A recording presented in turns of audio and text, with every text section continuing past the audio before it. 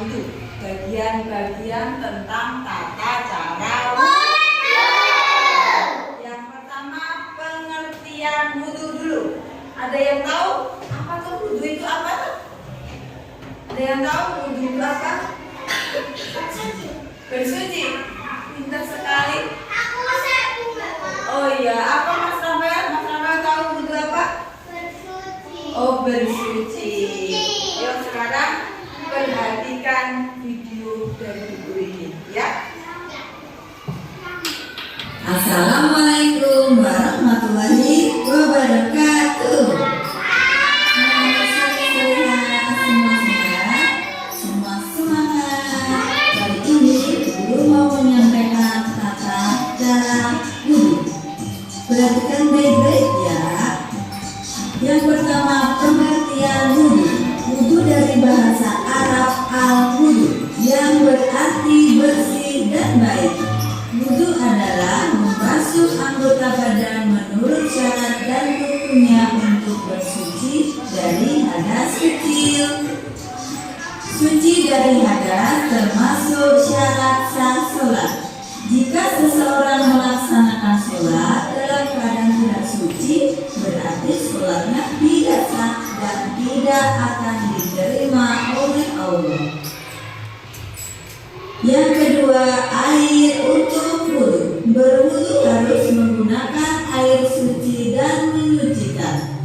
Air yang dapat digunakan untuk wudhu antara lain: pertama, air hujan; dua, air laut; tiga, air sungai; yang keempat, air sumur; yang kelima, air keran; keenam, air es; ketujuh, air embun; dan yang terakhir, mata air. Semangat anak seri-seri. Selanjutnya Bu Guru sampaikan ketentuan wudhu. Yang pertama yaitu syarat sah wudhu. Wudhu dianggap sah apabila syarat-syaratnya terpenuhi. Berikut syarat-syarat sah wudhu. A. Beragama Islam. B. Balik dan berakal sehat. C. Tidak berhadas besar. D. Menggunakan air suci dan menyucikan. Yang E. Tidak ada yang menghalangi sampainya air ke kulit kita. Ketentuan wudhu yang berikutnya adalah rukun wudhu. Apa yang dimaksud dengan rukun wudhu? Rukun artinya sesuatu yang harus dikerjakan. Rukun wudhu harus dikerjakan ketika melakukan wudhu. Rukun wudhu tidak boleh kita tinggalkan. Rukun wudhu harus kita kerjakan. Meninggalkan rukun wudhu, maka wudhunya tidak sah. Selanjutnya Bu Guru sampaikan rukun wudhu ada 6. Yang pertama, niat. Yang kedua, membasuh muka. Yang ketiga, membasuh kedua tangan sampai siku. Yang keempat, mengusap sebagian kepala. Yang kelima, membasuh dua kaki sampai mata kaki. Dan terakhir, tertib atau urut. Masih semangat ya anak soleh-solehah. Selanjutnya Bu Guru sampaikan sunnah wudhu. Sunnah adalah amalan yang jika dikerjakan akan mendapat pahala. Apabila ditinggalkan tidak mendapat dosa. Dalam wudhu juga terdapat amalan sunnah wudhu. Kita dianjurkan melakukan sunnah wudhu. Berikut ini beberapa amalan sunnah dalam wudhu. A. Membaca basmalah di awal wudhu. B. Membasuh kedua telapak tangan. C. Berkumur-kumur. D. Menghirup air ke hidung. E. Mengusap telinga. F. Membasuh anggota wudhu 3 kali. D. Mendahulukan anggota wudhu sebelah kanan. membersihkan sela-sela jari tangan dan kaki, dan yang terakhir terakhir berdoa setelah wudhu. Selanjutnya, Bu Guru sampaikan hal-hal yang membatalkan wudhu. 1. Buang air kecil dan besar. 2. Keluar angin dari dubur. 3. Menyentuh kemaluan dari dubur. 4. Hilang ingatan atau gila. 5. Mabuk. 6. Bersentuhan laki-laki dan perempuan yang bukan muhrim. Dan yang terakhir, tidur hingga lelap. Anak-anak soleh, jika wudhunya batal, wudhu lagi ya sebelum sholat. Selanjutnya kita sampaikan tata cara wudhu. Tata cara wudhu yang pertama yaitu membaca basmalah dan berniat wudhu. Sebelum melaksanakan wudhu, kita terlebih dahulu membaca kalimat basmalah. Bismillahirrahmanirrahim. Dengan nama Allah yang Maha Pengasih, Maha Penyayang. Selanjutnya, kita berniat untuk mengerjakan wudhu. Niat yaitu menyengaja melakukan sesuatu. Niat merupakan bagian yang sangat penting dalam setiap pekerjaan. Niat menentukan nilai suatu pekerjaan di hadapan Allah. Niat berwudhu harus semata-mata ikhlas karena Allah. Niat tidak harus dilafalkan. Niat paling pokok di dalam hati. Adapun contoh lafal niat wudhu jika dibunyikan sebagai berikut. Nawaitu wudu'a firafil hadasil asgharil fardolillahi ta'ala. Tata cara wudhu yang kedua yaitu membasuh kedua telapak tangan. Membasuh kedua telapak tangan dilakukan setelah membaca basmalah dan berniat untuk wudhu. Telapak tangan dibasuh sebanyak 3 kali. Ketika membasuh telapak tangan, jari tangan juga ikut dibersihkan. Ketiga, berkumur dan istinja. Setelah membersihkan telapak tangan, dilanjutkan dengan berkumur. Setelah berkumur selesai, dilanjutkan istinja, yaitu menghisap air ke dalam hidung kemudian mengeluarkannya. Masing-masing dilakukan sebanyak 3 kali.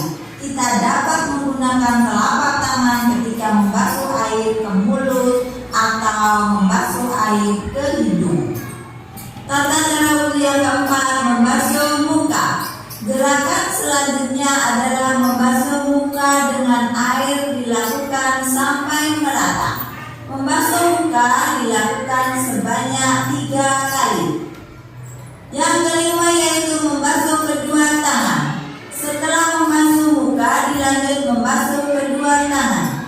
Dilakukan sampai siku-siku tangan. Hal ini dilakukan sebanyak 3 kali. Ketika membasuh kedua tangan, tangan kanan lebih didahulukan. Yang keenam yaitu mengusap sebagian kepala. Langkah selanjutnya adalah mengusap atau menyapu sebagian kepala. Caranya yaitu tangan dibasuh dengan air terlebih dahulu, selanjutnya air diusapkan ke sebagian kepala. Yang ketujuh yaitu mengusap kedua telinga. Setelah mengusap sebagian kepala, dilanjut mengusap kedua telinga, baik bagian luar maupun dalam telinga ikut dibersihkan. Bagian dalam telinga dibersihkan dengan jari telunjuk, bagian luar telinga dibersihkan dengan ibu jari. Mengusap kedua telinga juga masing-masing dilakukan 3 kali. Tata cara wudhu yang terakhir, membasuh kedua kaki. Gerakan terakhir dalam berwudhu adalah membasuh kedua kaki. Kedua kaki dibasuh sampai mata kaki sebanyak 3 kali. Membasuh kaki dimulai dari bagian-bagian yang kanan lalu yang kiri. Ketika membasuh kedua kaki, sela-sela jari kaki juga ikut dibersihkan. Selanjutnya, yang tidak boleh lupa adalah doa setelah wudhu. Setelah sambil menghadap ke arah kiblat. Adapun doa setelah wudu sebagai berikut. Asyhadu alla ilaha illallah wahdahu la syarikalah wa asyhadu anna Muhammadan abduhu wa rasuluh. Allahumma ij'alni minat tawwabin waj'alni minal mutatahhirin waj'alni min ibadikas sholihin. Artinya, saya bersaksi bahwa tidak ada Tuhan selain Allah, tidak ada sekutu baginya, dan saya bersaksi Muhammad adalah hamba-Nya. Ya Allah, jadikanlah saya dari golongan orang yang ahli taubat, dan jadikanlah saya orang yang suci, dan jadikanlah saya dari golongan hamba-Mu yang soleh. Anak-anak sore-sore, demikian tadi Ibu Guru sampaikan materi kita cara wudu. Selanjutnya kita bernyanyi yuk.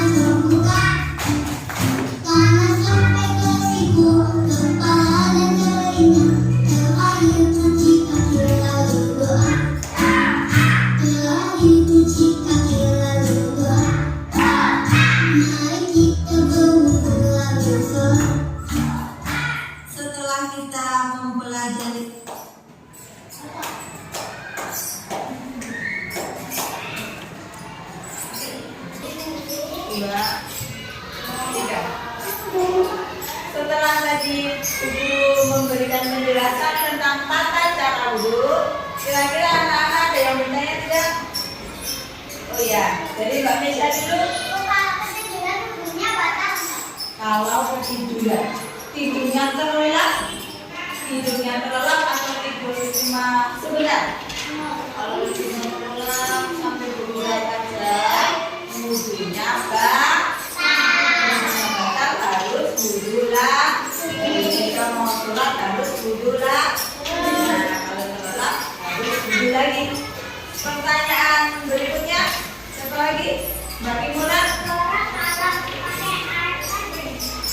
Wudu pakai air. Air suci atau tidak? Suci atau tidak?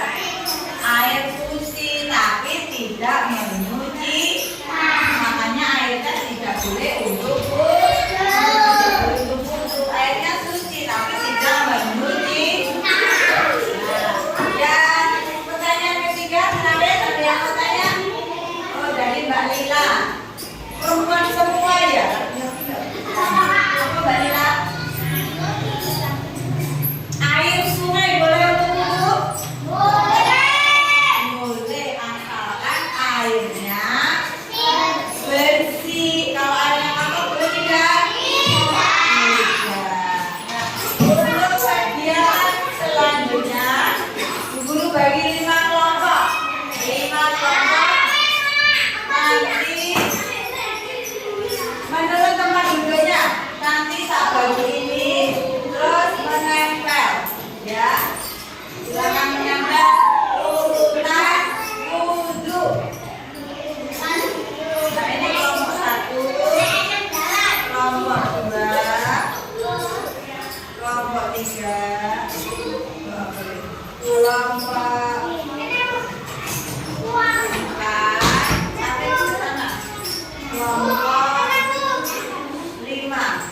Silakan nanti ditempel sesuai urutan wudhu.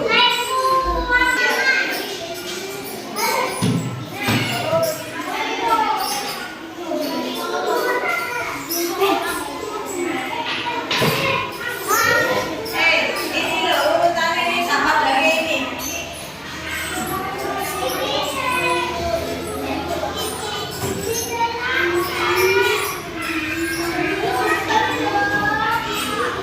Sing tegak cuci tangan, sing jempol cuci kaki.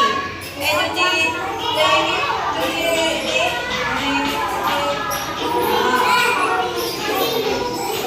Urutannya seperti apa?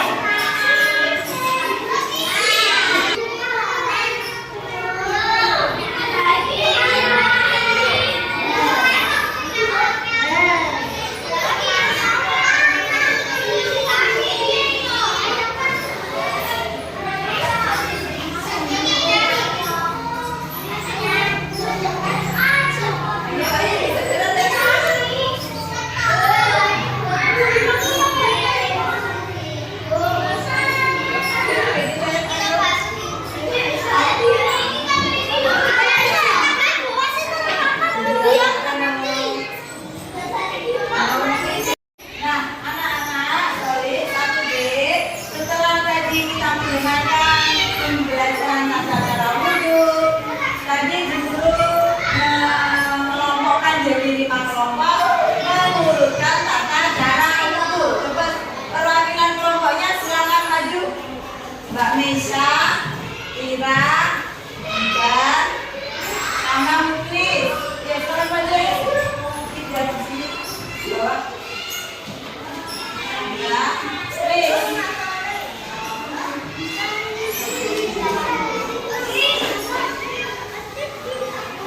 Nah, yang kelima ini mau melakukan, nah ini Muklis, hasilnya mana? Hasilnya mana? Hasilnya Bel? Oh, nggak tahu mana? Nah,